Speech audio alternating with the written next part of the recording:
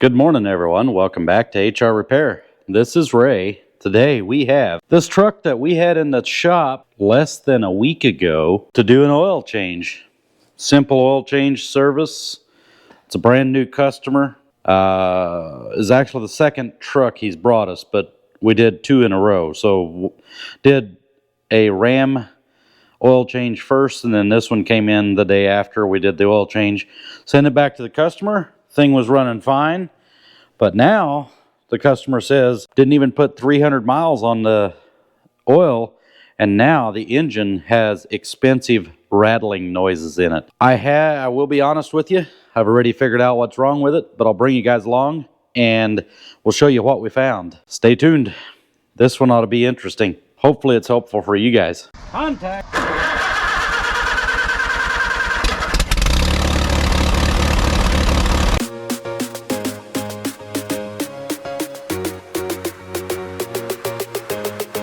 All right, so this truck has 197,121 miles on the odometer.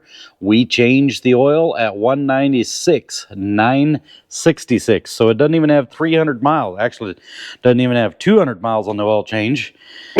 And obviously it was done less than a week, and this thing has a rattle. Now, it's an odd rattle. It sounds like a rattle that comes.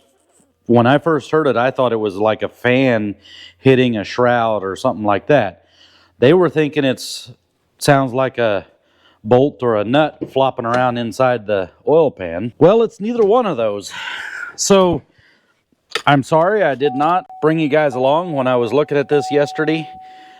It was one of those things. I was rushed for time and I was not able to record. If you do YouTube, you know that recording videos takes a little bit extra time, so you got to figure extra time for when you're doing the work. And I just wanted to get it diagnosed and get it back to the customer, because this is a truck that they rely on pretty heavily, so it needed to be done ASAP.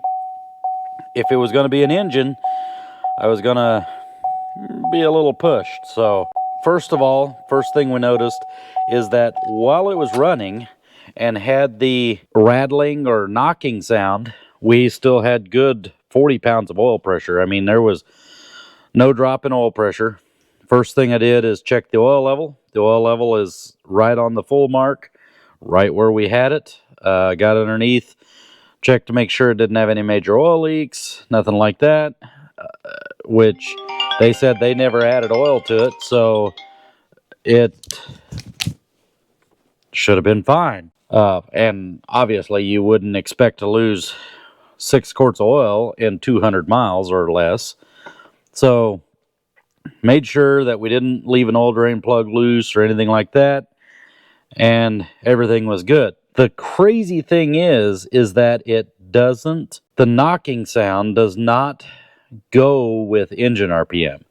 However, if you put the engine under a load, you hear the sound more pronounced. The one thing I found is that when I go in reverse and stop, the knocking is worse. So, first of all, let's get this thing started, and it was making the rattle pretty good this morning.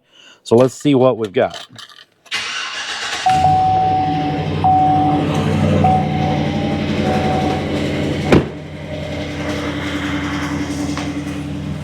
Of course, now, there it goes.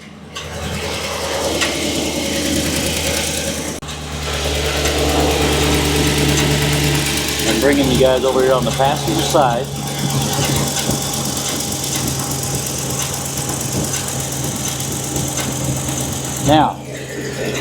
Now what I'm going to do is I'm going to put you guys right here on the frame rail and the mic on the frame rail, and I'm going to back up and stop, and we'll see if we can get this thing to make the noises that it was making yesterday.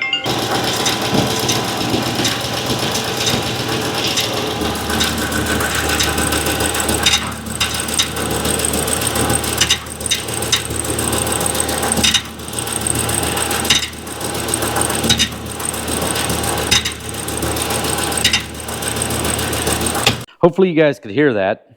that was a noise that was very perplexing. So what I did is pulled the front belt off, and serpentine belt off. The noise was still there, didn't change a thing. So we knew it was nothing on the front drive. I thought maybe it could have been a torque converter, but didn't really sound like a torque converter. What I have found is that this thing has a bad starter. We'll pull that starter off and we'll go over what has happened, but I've got a new starter here. So what we've got going on is we've got this drive here that's not retracting all the way. There's a spring inside here that's supposed to push this thing back when it gets done cranking. That thing is making slight contact with the flywheel. So we're going to get this thing up in the air. I'll pull this starter off. These things are not hard to change at all. Take very little to do. You unplug it here, unhook that, 2 bolts, it drops right down. You do have to be careful. There is a crankshaft position sensor in behind that starter. You don't want to catch the starter on that wiring harness and pull that wiring harness apart. I've seen that happen. Actually, I have a YouTube short out on that. So let's get this thing up in the air and get that starter pulled off. Okay, we've got the starter out. Like I said, it's real easy. It's not hard at all. Just be careful with that harness that goes back there. There's that crankshaft position sensors back there. Then there's the knock sensor there on the side there. So be careful of those. This one was pretty wide open, so this was pretty easy to take off. But we have verified our concern. Check this out. Look at that. There is nothing keeping that thing from staying in. So what happens is that thing broke internal, and when we were going in reverse and stopping, that thing would do that there. The flywheel would hit it again and kick it back out. As the flywheel is spinning, this thing is making its way out, hits it, goes back, goes back, goes back. So we have verified the concern. Now, I'm going to take this thing apart. We're going to see what malfunctioned on this thing. I do have a core charge on this, so I want to put it all back together again. But we want to see if I'm correct on what actually happened. What we're gonna find, first thing I'm gonna do is take this solenoid off. What I think we're gonna find is that the spring in here is broke, because that is what's supposed to be keeping that thing from coming out. As you can see, this one here, it don't come out. And actually, even if I try to make it come out by spinning it, I can't make it come out. So that's the way it should be. We'll put that one in. I'll be back. We'll take that thing apart, and you guys can see along with me what all's wrong with this thing. Stay tuned. Okay, let's see if we can get this thing tore apart. We might have little issues because it's an E5 to remove these bolts here. However, I don't have a long enough E5 to get this off, so I'm going to try and see if I can get it loose with just, nope, I won't be able to. With a 4.5. Because that just strips right there. Hang on, I'll be back. We're going to try some unconventional methods to get this thing off, because I'm pretty sure our problem is going to be right here in this area right here. So we'll see. If I have to drill those out and pay for the core, then I just will. The things I do for the YouTube channel. You guys better make this video worth it.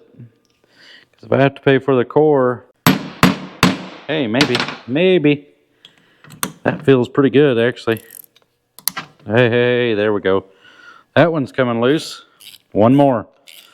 It's always that one, though. You guys ever seen something like this? For those of you out there with the Vortec, or I mean any kind of starter, I guess, could do it. But I mean, me personally, I've never seen it myself. This one was kind of a new one for me. I did see it somewhere on a, I think I watched a video one time of somebody that had this issue. So, okay, what are we gonna find? Oh, we might want to take this off. With a 13, not a 15. What do you guys think? Think the problem's gonna be in here? Or do we need to pull it apart a little further? Oh, I guess.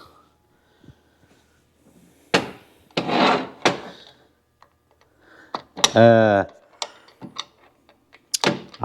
was wrong. Here's what I was expecting to be bad, but take a look at that. There is nothing. That thing doesn't move at all. All right, well, no problem. We're just going to go ahead and take this thing all apart. I'm hoping this just all comes apart and I don't have to try to put those brushes back in. Oh boy. Oh boy.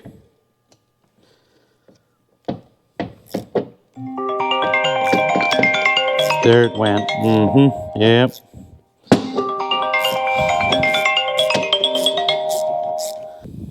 Okay.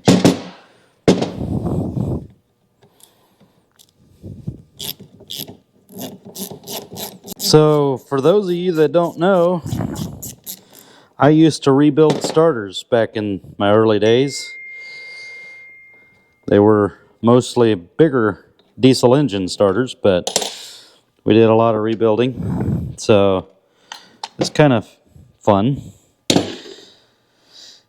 This is the motor part of it. Let's see if we can get this apart.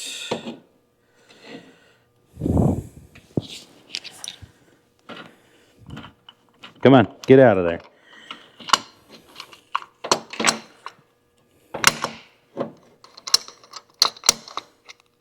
Get apart. Come on. Yeah, all right. Well, that was not what I was expecting at all. So this is what they call a reduction gear starter. The motor drives these gears here, which in turn spins the drive here. So that allows a smaller motor to be used on a bigger engine. Less current draw, all kinds of good stuff. But here's our failure right here. That failed, and that's what was allowing our drive to come out into the flywheel. So yeah, now you know. Okay, let's go on a test drive. Actually, let's see if I can actually get this thing back together. Oh boy. Okie dokie, artichoke. We have got the starter in, the battery's hooked back up. Let's fire it up and see if we fixed the problem. I mean, we know we have, but just verify.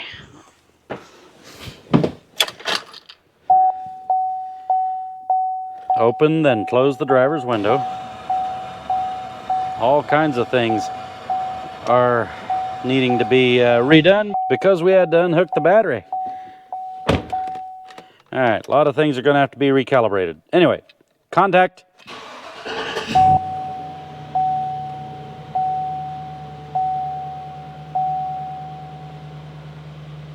All systems are a go.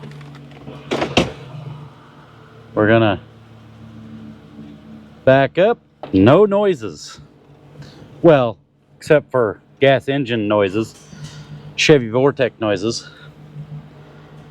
Other than that, there's nothing out of line here. This truck is good to go. So let's back this thing out of here and take her for a spin. We just want to verify that we didn't get a bad starter by chance. You know, Not that we would have new parts be bad or anything like that. If you've been watching South Main Auto's channel, you'll see that that is definitely a possibility. Sometimes it nearly hits the stupid level, as he puts it. All right, I opened the wrong door, so let's close that before we leave. All right, let's take her for a spin down the road and back, and then we'll just verify that we have no rattly noises. Before, when we would take off, we would also have the rattly noises, and we don't have that. Everything sounds good. So I guess the point that I want to make with this is, don't panic if your mechanic sends your truck back and, you know, a couple hundred miles later something comes up. It's not always our fault. But on the other hand, we need to take it seriously as if it is our fault. Because the last thing you want to do is say it wasn't anything I did before you take a look at it, because there is a very real possibility that it could have been something that I did. And we want to check ourselves first. Always check yourself and your own work before you go on to anything else. So that was part of the reason I didn't record too as well last night. Is I was honestly worked up about it, because I was afraid that it was something I did or one of my guys did here that we're going to have to pay for an engine, or, you know, something crazy. This customer's been very understanding though, so there's no hard feelings here between us. And but yeah, we'll get this thing back to the customer.